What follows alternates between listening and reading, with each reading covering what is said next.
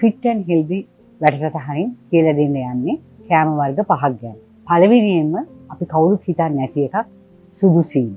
සීනි කියලා කියන්නේ ඒකේ තියෙන විටමින් වර්ග, ඒකේ තියෙන හොඳ තන්තු ඔක්කොම අහක් කරපු සුදු නිකන් කුඩා. අපි ඒකට කියනවා හිස් කැලරි කියලා. ඒතර මේ සුදු සීනි අපි තේ එකටත් දානවා, බීම වලටත් දානවා, බනිස් එකටත් දානවා, පිඹුලා බනිස් එකටත් දානවා, පැණිරහව හැම එකටම දානවා. මේ සීනි අපේ ශරීරයට උරා ගත්තාම ඉන්සුලින් කියලා හෝමෝන එකක් වැඩි වෙලා අපේ රුධිර වාහිනී වල ඉදුමුමක් ඇති කරලා මේ බෝනෝන රෝග ඇති කරනවා. ඇත්තටම අපේ රුධිර සීනි මට්ටම මිලිග්‍රෑම් 70 සිට 100 per deciliter දක්වා තියාගන්න නම් අපිට අවශ්‍ය ග්ලූකෝස් එක මේස හැන්දක් පමණයි දවසකට.